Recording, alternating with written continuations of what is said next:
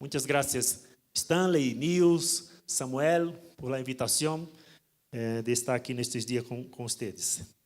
Então, vamos pensar um pouco sobre esta temática.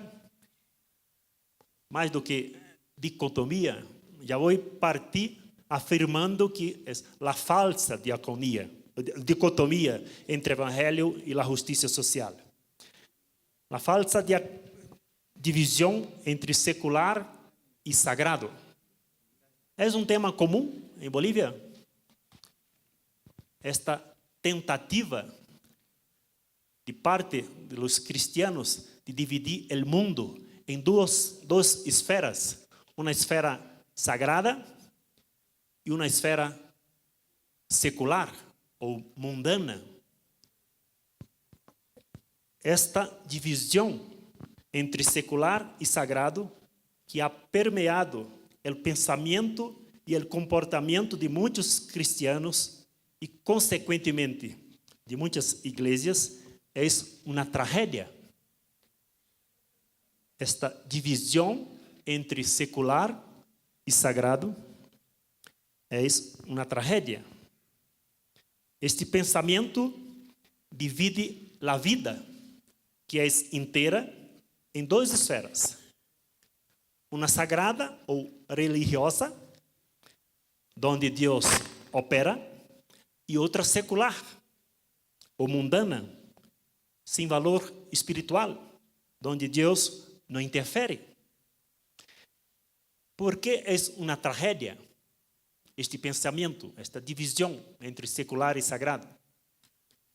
Primeiro, este pensamento, esta falsa divisão, contraria a revelação bíblica e o princípio enfatizado por la reforma de que a obra de reconciliação realizada por Cristo não se limita à nova vida dada ao indivíduo, sino que inclui a restauração de todas as coisas, tanto as que estão em la terra como as que estão em los cielos. Colossenses 1:20. Então, essa falsa dicotomia ou divisão entre secular e sagrado contraria a revelação bíblica e os ideais da reforma. Esta palavra descobri que não tem em espanhol, aliena. Seria desconecta. Alienar não há, né? Alejar, desconectar.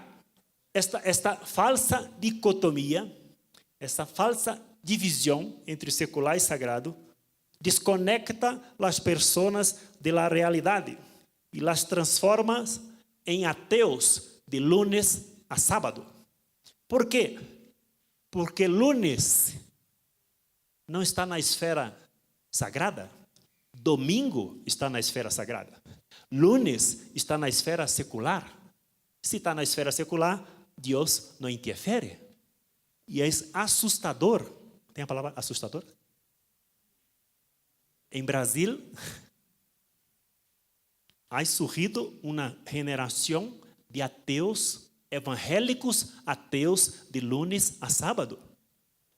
Porque de lunes a sábado, eles não sabem como sua fé se aplica em la vida, como sua espiritualidade se aplica em suas relações, em el trabalho, em la comunidade, com sua esposa, com seu esposo, com seus filhos, com seus vizinhos.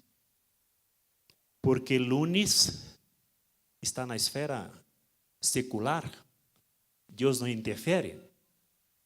Então, se tu és alcalde evangélico, domingo e lunes, tu és alcalde evangélico em lunes, pero há uma conexão de la fé del domingo com o teu mandato como alcalde, ou como empresário, ou como trabalhador.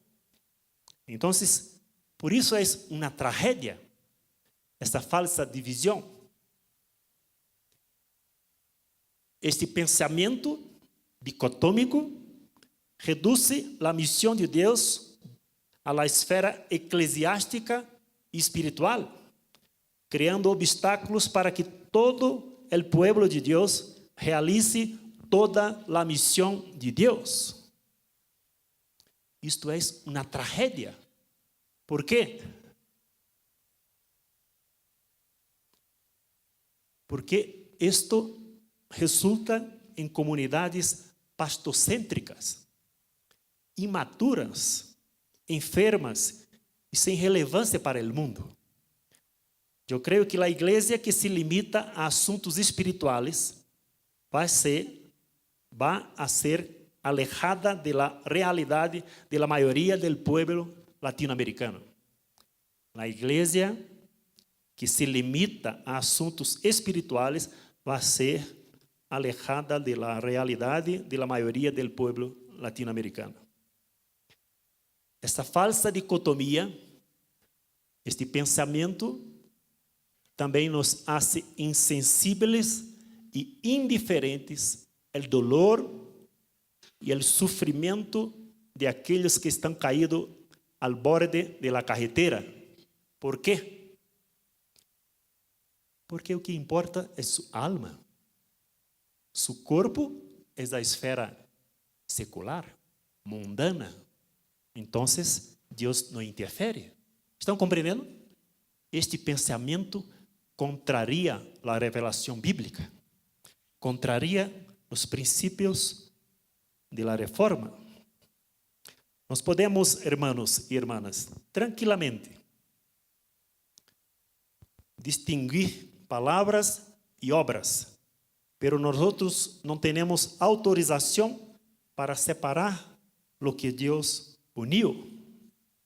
Já foi falado aqui sobre a missão integral. E o pressuposto, a base é que a vida é indivisível. Então, a missão de Deus é integral. ¿Por quê? Porque abarca a totalidade da vida e pretende reconciliar todas as coisas celestiais e terrenas por la sangre de Cristo derramada em la cruz. Então, esta dicotomia secular-sagrado é percebida como uma ideia não só não bíblica, senão antibíblica. Este é um tema que nos interessa. Este é um tema fundamental para a igreja e para sua missão. ¿Por quê? Porque a missão da igreja deriva da missão de Deus. Qual é a missão da igreja? É servir a missão de Deus. Nós não temos agenda própria. Nossa agenda é a agenda de Deus. Jesus não tinha agenda própria. A agenda de Jesus era a agenda do Padre. Então, a missão da igreja é servir a missão de Deus. Então, não temos autorização para separar o que Deus uniu. Amém? Amém? Não estou falando só de matrimônio, de tudo, da missão, da tarefa da igreja. O que nós outros não podemos separar, que Deus uniu. E podemos mirar isto no ministério de Jesus e na história da igreja. Nós outros não podemos separar palavras e obras. Não podemos. Não temos autorização. Lucas 24. Jesus era conhecido como um profeta poderoso em obras e palavras. Está na Bíblia. Está na Bíblia. Lucas 24, 19. Um profeta poderoso em obras e palavras.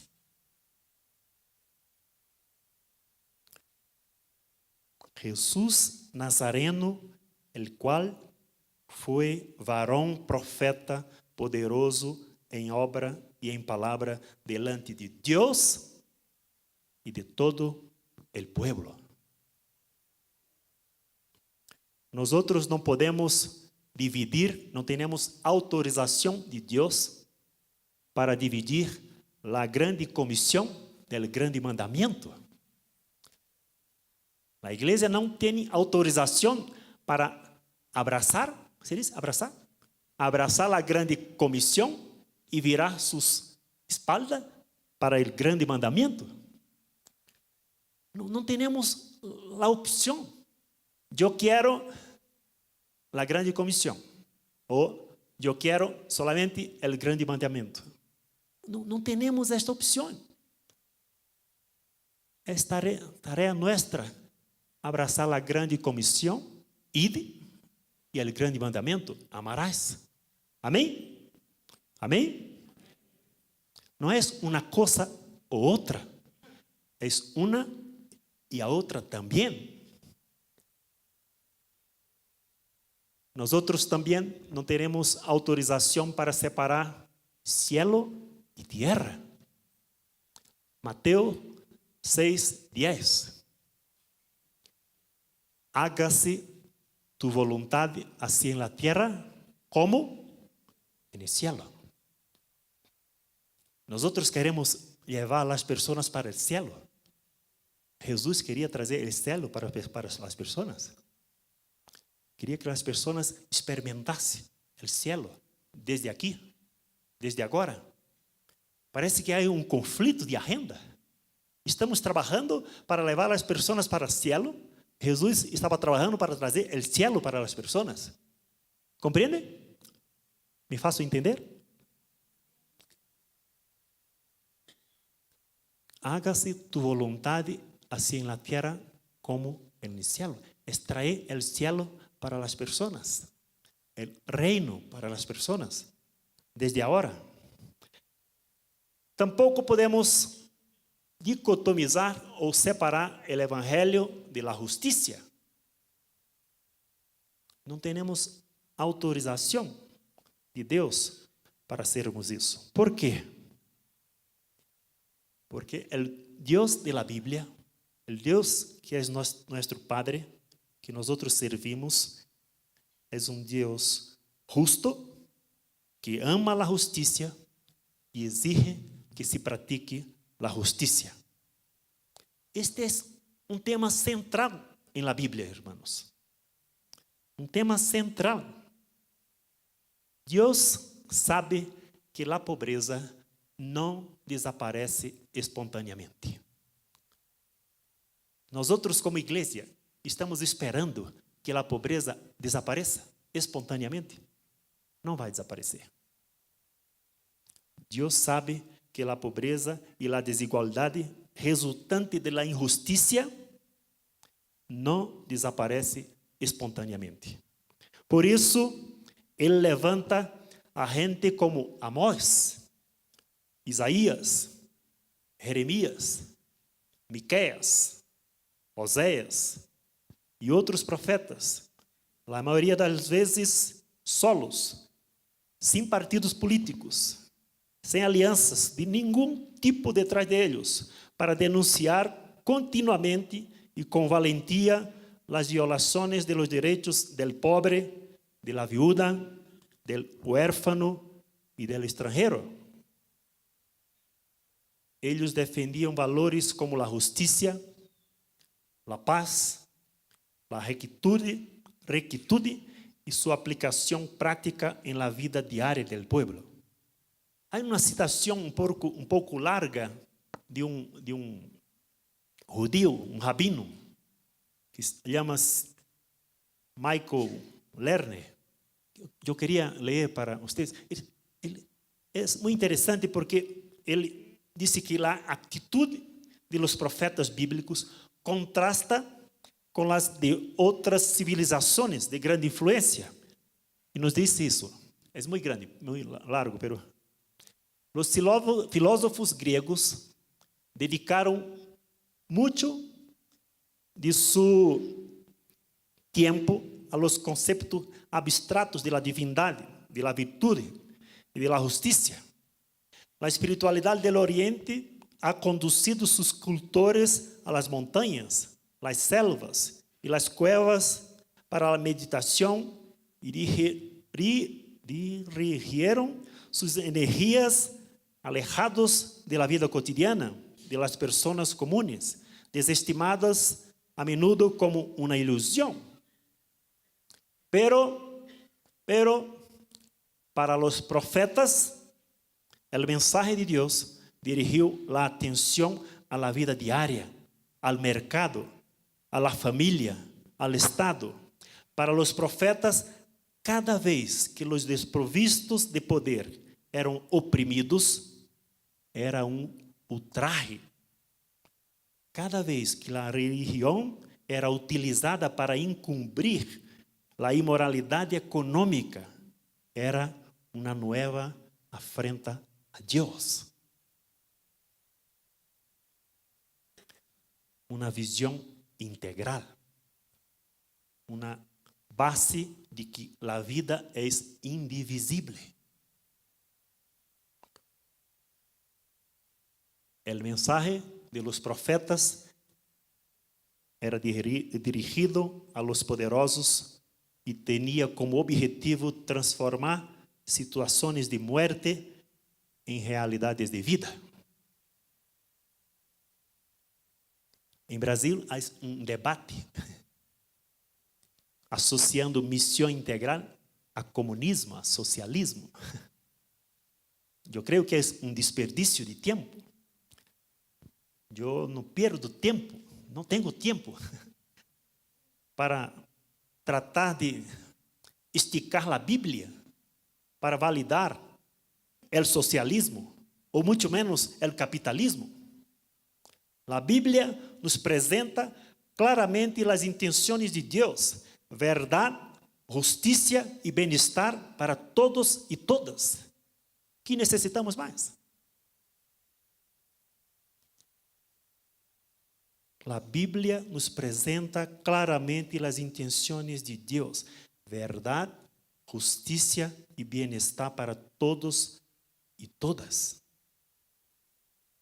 Eu quero citar só duas passagens bíblicas que unem no Antigo e Novo Testamento, unem a vida eterna, a salvação, o conhecimento de Deus e a prática da justiça. Só duas passagens. No Novo Testamento, Juan 17:3. Podemos ler juntos? E a vida? O único Deus verdadeiro.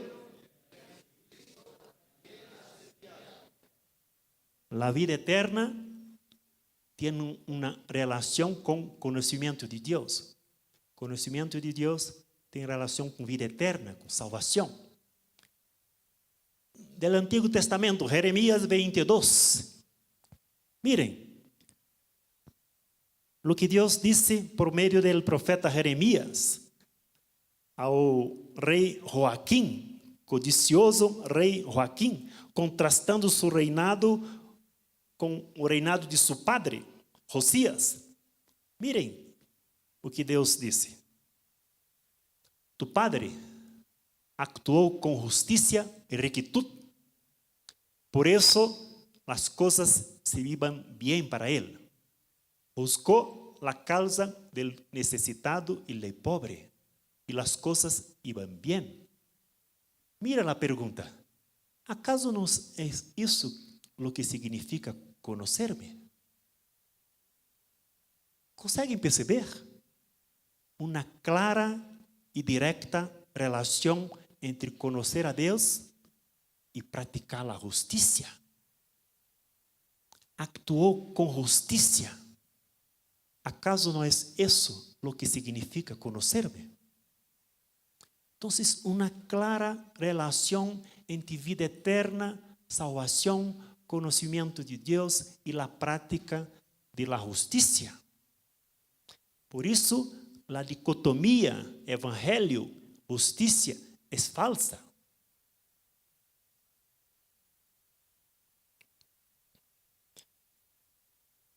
Então, uma relação direta entre conhecer a Deus e praticar a justiça.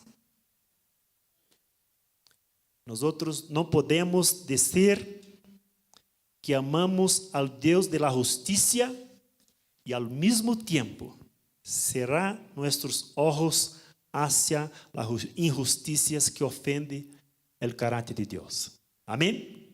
Não podemos declarar nosso amor por Deus e cerrar nossos olhos frente à injustiça que ofende o caráter de Deus. Jesus afirmou ser Ele mesmo o caminho, a verdade e a vida. Juan 14. Também dijo que vino al mundo para que todos tenham vida e que essa vida seja plena. Plena, Juan 10. Por lo tanto, os que seguem a Cristo não podem callar-se frente a qualquer estrutura injusta, opressora e generadora de morte. Então, quando a vida está ameaçada, Deus quer actuar por meio de seu povo, dizendo através de palavras e ações: basta, basta. Assim como está, não pode continuar. A missão do povo de Deus inclui orar por as autoridades constituídas. Amém? É bíblico. Orar por as autoridades constituídas. O apóstolo Pablo dá esta instrução a Timoteo. Orar por as autoridades constituídas. Pero também é missão da igreja advertir a las autoridades quando estas perdem o sentido comum, abusam del poder, cometem ou toleram injustiça contra os mais pobres, débiles e oprimidos. Advertir as autoridades. Calvino, estamos falando de reforma, sim? Calvino, por exemplo, afirmava que se a igreja cessa de vigilar o Estado, se convierte em cúmplice de la injusticia social, deixando de cumprir sua missão política. Se a igreja cessa de vigilar o Estado, se convierte em cúmplice de la injusticia social. Então, é missão do povo de Deus orar pelas autoridades constituídas, mas também é missão do povo de Deus advertir a las autoridades. Amém? Temos que ter coragem e valentia e autonomia e voz profética para advertir a las autoridades. E também é missão da igreja tomar a defesa de los pobres contra los ricos e poderosos. Isto demanda autonomia, demanda voz profética para denunciar ao Estado quando este passa a violar os direitos de seus cidadãos. Hermanos e hermanas, eu creio que um evangelho que acomoda a la gente não é evangelho de Jesus de Nazaré. Um evangelho que acomoda a la gente não é evangelho de Jesus de Nazaré. La buena notícia anunciada por Cristo inquietava as pessoas, cambiava sua maneira de pensar, reorientava suas vidas e las colocava en el caminho del serviço e de la missão de transformar el mundo. El evangelho genera inconformismo. Um evangelho que acomoda a gente não é o evangelho de Jesus de Nazaré. Igreja não deveria ser um lugar confortável. Não deveria ser.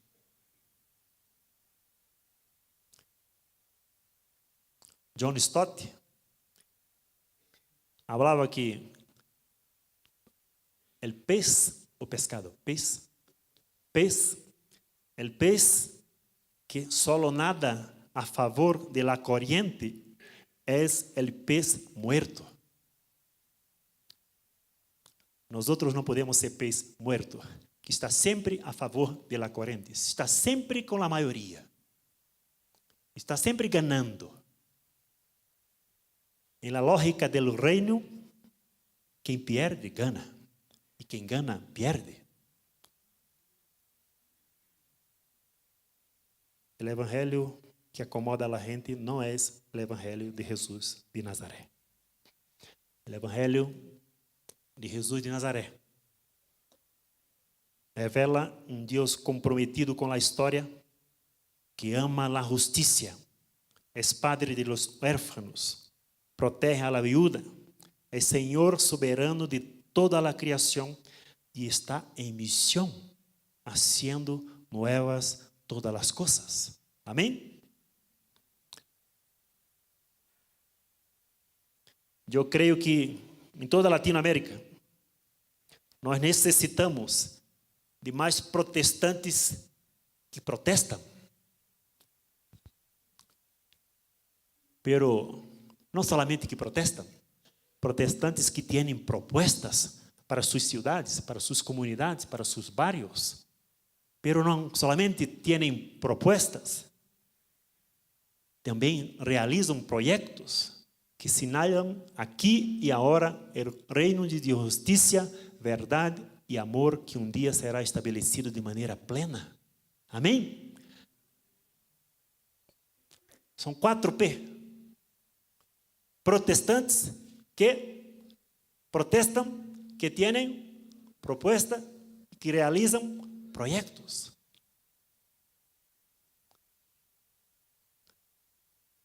Muitas vezes estamos apenas aqui. Afirmamos 500 anos da reforma. Nós outros somos protestantes. Que estás protestando? Não sei. Falaram que sou protestante, então sou protestante. Por quê? Não sei.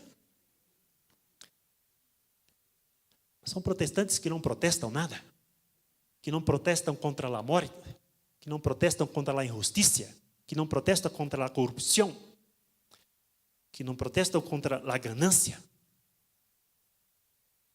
contra a concentração de poder, de plata, de informação. Protestantes que não protestam e que não têm proposta e que não realizam nada que possa servir de exemplo para os outros, inclusive para o poder público. Nós podemos sim. Eu pastorei uma igreja pequena e atrevida, uma igreja em la periferia de Curitiba. E é possível, a partir de uma pequena igreja, mobilizarmos as pessoas para influenciar em la vida da cidade. Nós conseguimos, a partir de uma igreja que reúne 80 pessoas, influenciar na política de educação de uma cidade, na política de saúde, de assumir todos os espaços de controle social, de formulação de política pública para a saúde, para a educação, para a agricultura em uma cidade, a partir de uma igreja pequena. Não necessita ser uma grande igreja, uma igreja rica, para que sua igreja, irmão e irmã, seja uma bendição em sua comunidade. Sua igreja não necessita ser grande e não necessita ser rica. Necessita ser obediente. Obediente. Fiel ao chamado e à visão de Deus. Esta búsqueda por ser igreja rica e numerosa. Esta lógica não é a lógica do reino, es la lógica de Mamón. Isso é mamão. Número e plata. Multitudes e plata. Consumidores e plata. Muita plata. Muita plata. Muitos consumidores de la fé. Isto não tem fundamentação bíblica. Isto não é evangélico. Se tu queres ser uma bendição para a sua comunidade, uma comunidade missional, uma comunidade que mira a missão não como projeto, não como programa, mas como um estilo de vida, você necessita mobilizar sua igreja para o serviço e para a missão, com fidelidade e obediência. Então, uma referência muito interessante de Pedro.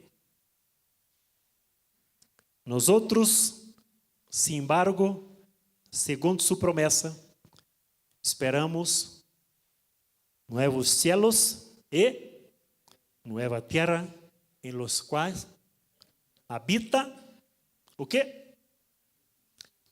A justiça. Nós outros, sin embargo, segundo sua promessa, esperamos novos cielos e nova terra em los quais habita a justiça.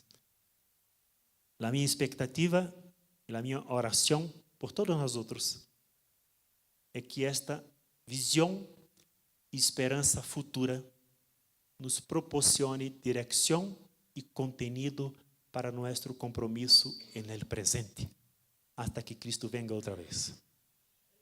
Amém? Amém?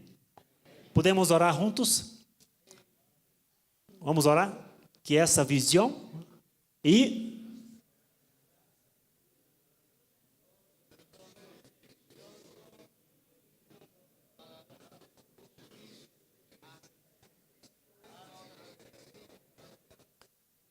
amém? Aleluia! Esperamos novos cielos e nova terra em los quales habita a justiça. Que esta visão e esperança futura nos proporcione direção e conteúdo para nosso compromisso no presente, hasta que Cristo venga outra vez. Amém? Que Deus os bendiga. Muitas graças.